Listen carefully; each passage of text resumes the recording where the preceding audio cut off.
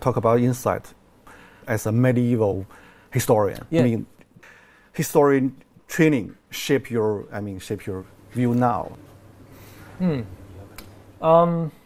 It gives you a much broader perspective on the current and future developments. And if you look at the 19th century Industrial Revolution, a country like Britain or Germany became a powerful empire because it industrialized first. But then a country like China or like Korea suffered tremendously. It was occupied and exploited by the industrial powers. So some things repeat themselves.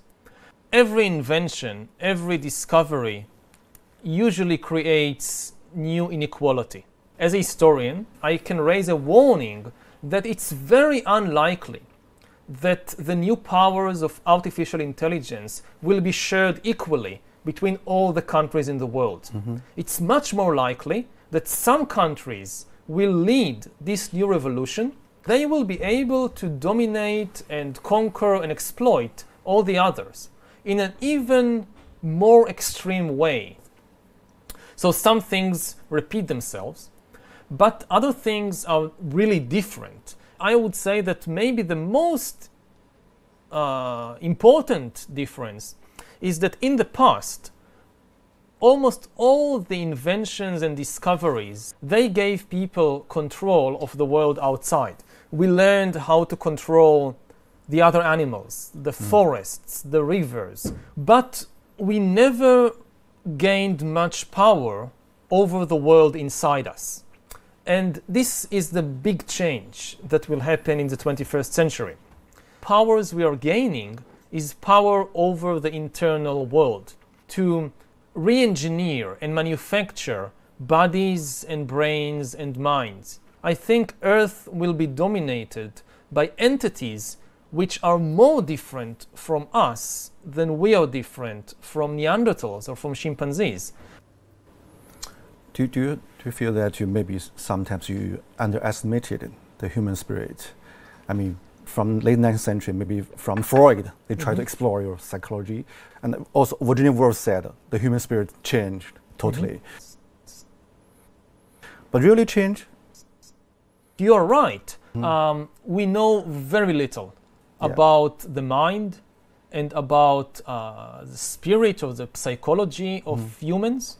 It won't prevent us from gaining immense manipulative powers over ourselves. And this is one of the dangers. We had control, we had power to manipulate the world outside. We didn't understand the ecological system. And the same thing may happen with the world inside. We are far from understanding the human spirit or the human mind. And the result may be that we will face a mental collapse, similar to the ecological collapse we are seeing now. I think we are facing the danger of the distractions. Maybe human spirit is much more adaptive than we think and we imagine. It is very adaptive. That's certainly true. And we see it here that we still have the Stone Age bodies and Stone Age brains, and here we are flying in airplanes and then living in big cities and so forth. So we have an amazing ability to adapt. But what we see is a process of domestication of humans. We adapt the abilities that the economic system needs from us, the political system needs from us, but we neglect many other potential abilities that are deteriorating. This is what happened to the other domesticated animals. We created cows that produce enormous amounts of milk, but otherwise they are far less capable than wild cattle. Now, what the economic system needs from us is to constantly connect to the communication system. And all the new technologies, what they are doing is drawing us out of our body, disconnecting us from our senses, from our body, and connecting us instead to cyberspace. If you don't feel at home in your body, you will never feel at home in the world. My impression is that the number one cause for the feeling of alienation and stress which has huge economic advantages, but the mental price is very, very big. 倘若你对于未来学的谱系有所了解，你会发现奈斯比特的所有预言之前都有人做出阐述，但奈斯比特的判断更绝对，语言更通俗。他知道如何将杂乱无章的信息拼接在一起，创造一些朗朗上口的新词汇，然后用动情的不容置疑的口吻大声讲出来。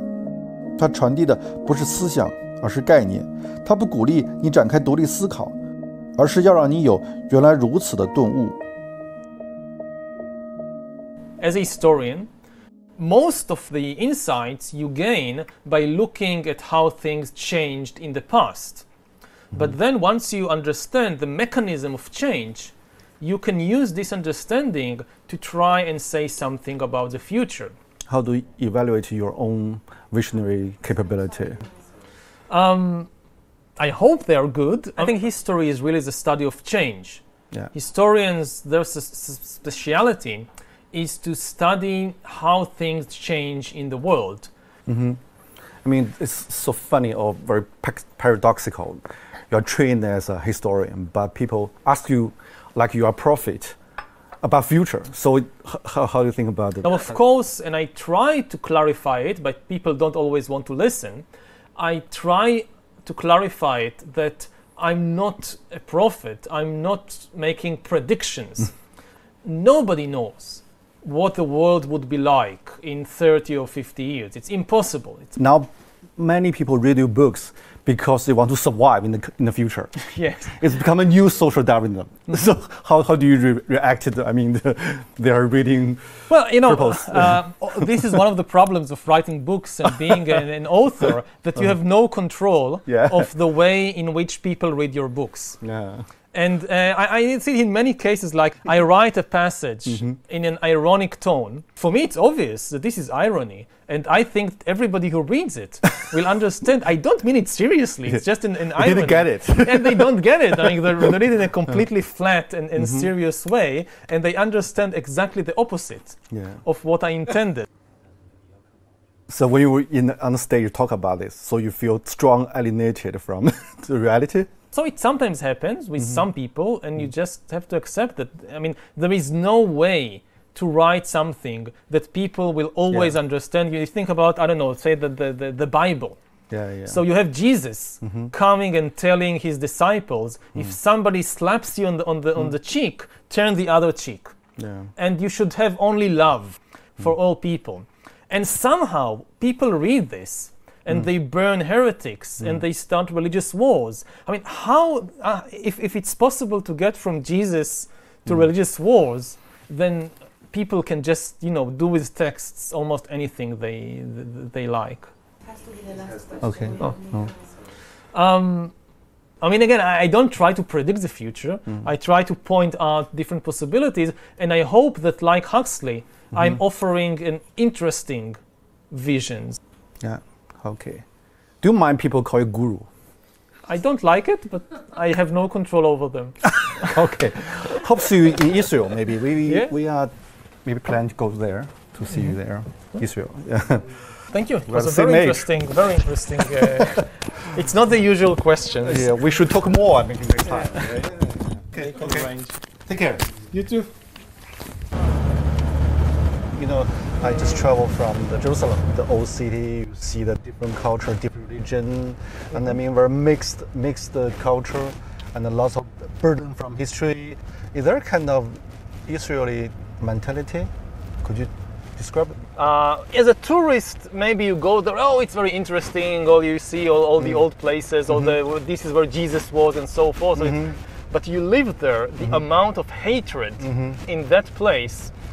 It's like a nuclear reactor of hatred. You know, religion can be a wonderful thing, but when you live in Jerusalem, you realize that it can be a terrible thing. How much hatred and anger.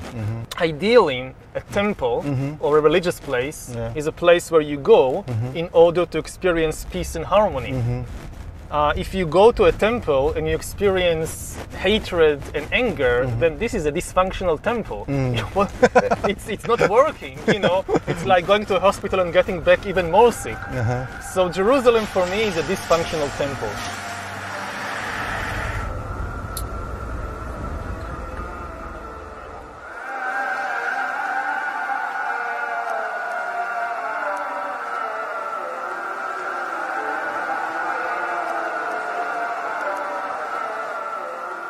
How this kind of things shape your mind, shape your...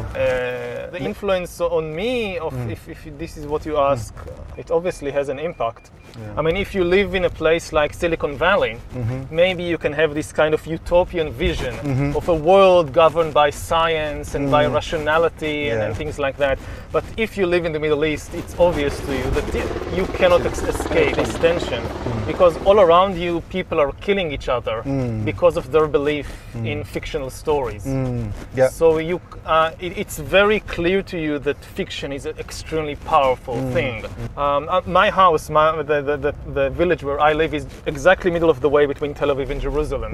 On the one hand, I'm very connected to this world of Tel Aviv. Modern technology, modern technology, high tech, all that. And on the other hand, very connected to Jerusalem with all the religion and mythology and especially this is why I think much of my writing and scholarship is about this tension between the modern world of the 21st century and artificial intelligence and all that, and on the other hand, the still great impact of all these mythologies and fictional stories and religions. When did you notice the tension?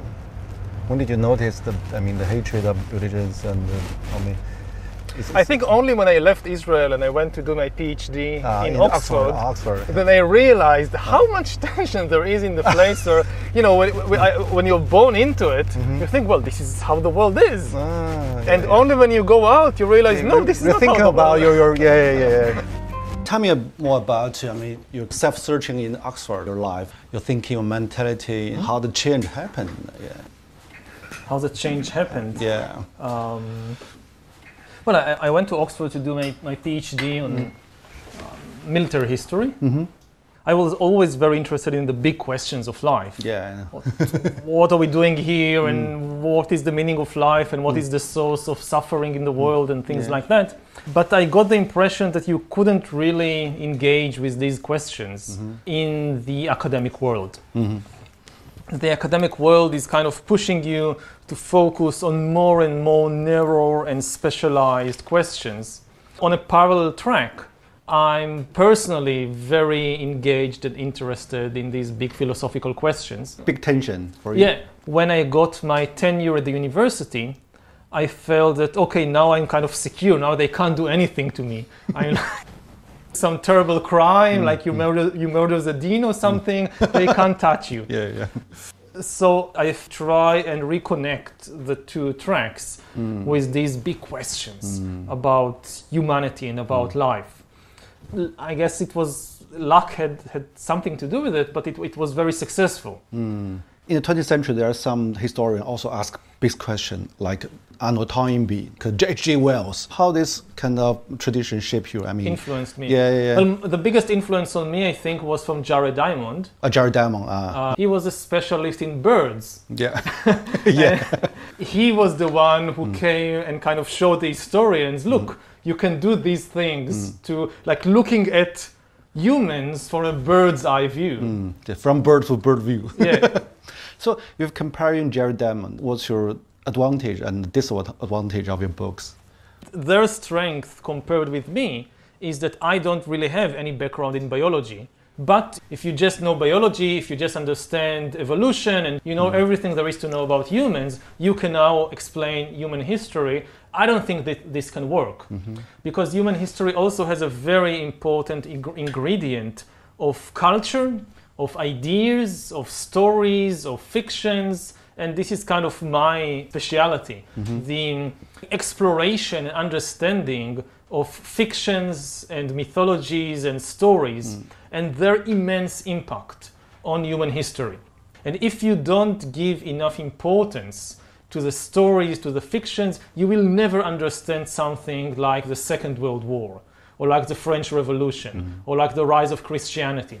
There was no biological or geographical explanation. So what do you think the major flaw of your theory? Have you ever think about it? Of my theory? Yeah, your perspective. You try to explain the whole world, the history, but what's the major flaw in the process? Well, if I knew the major flaw, I would have corrected it. But there are definitely flaws. Do you have any kind of worry? Maybe I speak so much about the change, the process, but actually I don't understand very well. Do you have any kind of concern? There are many areas. Because your tongue in the books is so confident. So, yes. Yeah. There are many areas that I talk about and I have no first-hand experience. I just rely on what the experts in the field say and I believe them. And I have no ability to kind of verify for myself that what I'm saying is true. I just believe them. So it's only second-hand knowledge. I read articles and books about artificial intelligence and what are the principles behind the program, behind the machine learning. So I trust that they are right. I hope that they are not kind of, making this colossal mistake and leading the entire world after them. I know you told your friend you're not okay. And tell me what's wrong and why you never said you felt that way. And guess you're trying to stay strong and fake a smile until I look away. But I've known you too long, it hurts to watch your blue eyes fade to gray as you fade away. Yes. Okay, come, welcome.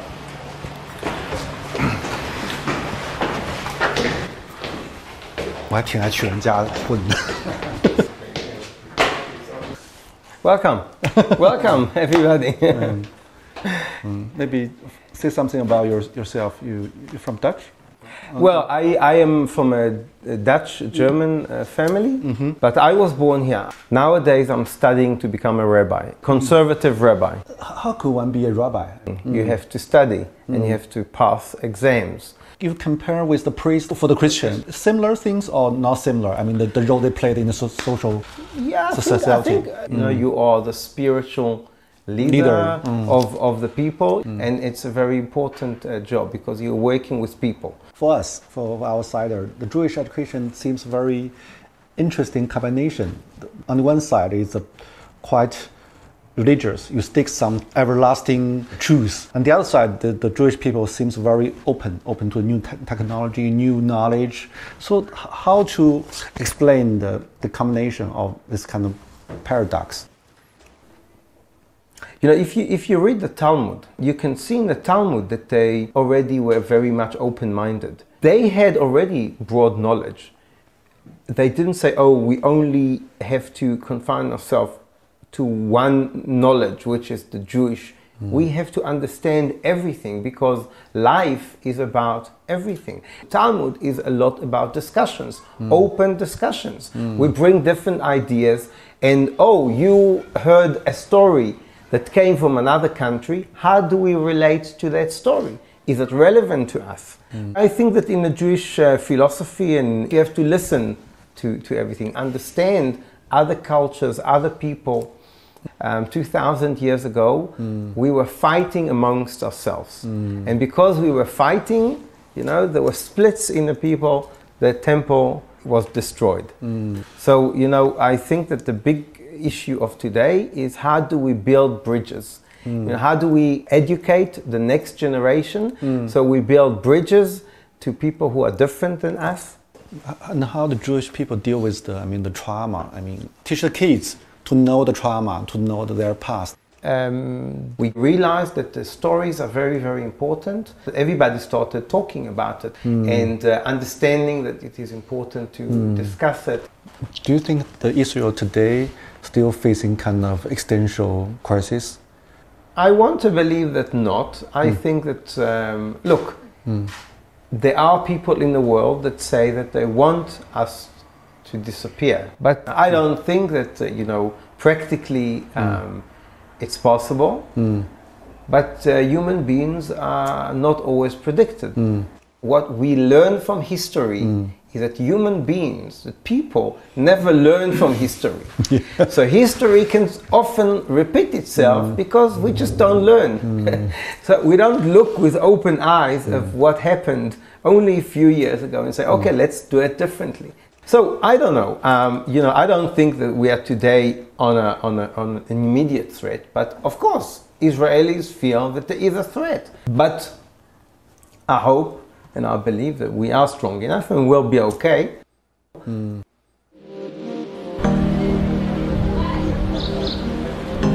在以色列，宗教深入人们的生活，不同教派主张各异。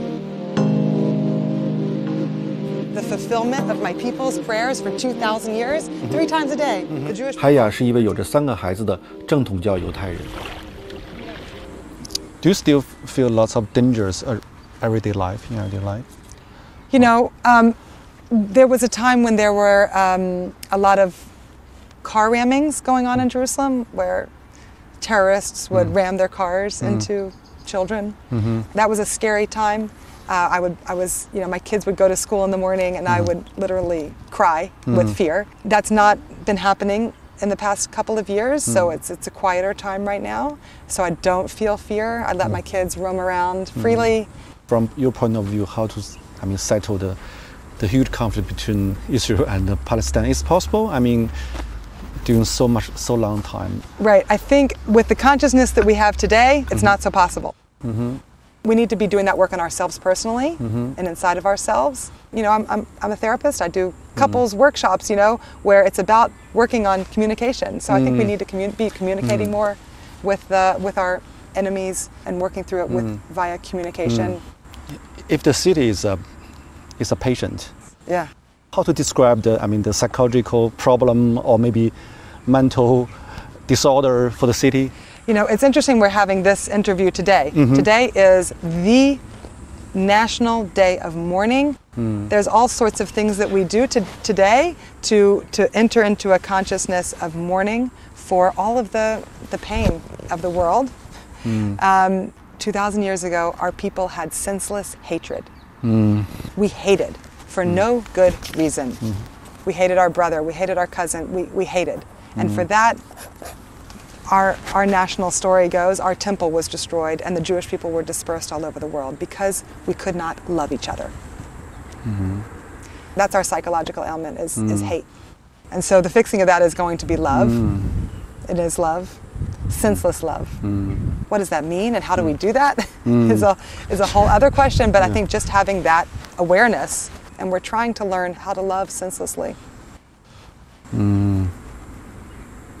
Wow.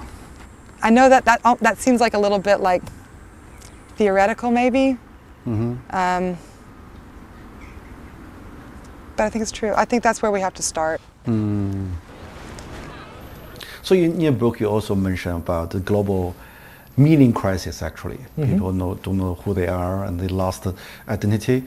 So how to cope with it from your point of view? How to deal with the phenomenon?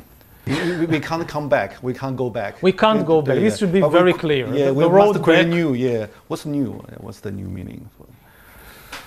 I think that always the key is to get to know ourselves better. When people ask what is the meaning of life, they usually expect to be told some story about the universe, which gives them some role to play.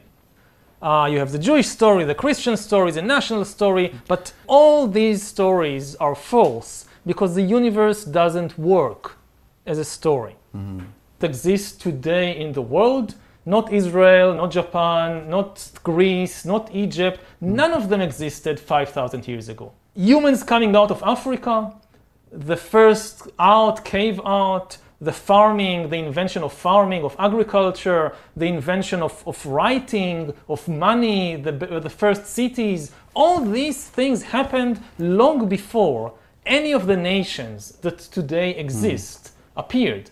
So none of them offers you an eternal truth. And I think that what the real answer to this search for meaning is leave all these stories aside. And the key thing is to really understand the reality about yourself. So there are many tools to do it, from meditation to the tools of science, that to really explore what is the body, what is the brain, what is happening within me. If you really know the truth about yourself, I don't think that you need any of these stories anymore. So you say you must create your own story. No, you don't create your own story. You search for the truth, about the reality about yourself. But you said the whole history is about story, but how to see the reality. But people never live in the kind of true reality, mostly fictional. Yes, as I said, in order to live in society, in order to have a functioning social order, you must have all these kinds of stories. They're useful as tools. You cannot build societies without a story in which people believe. But it's the same in the case of entire nations and religions. You can't organize millions of people together if they don't agree on some common story and common laws. So we need these things. But they are just tools.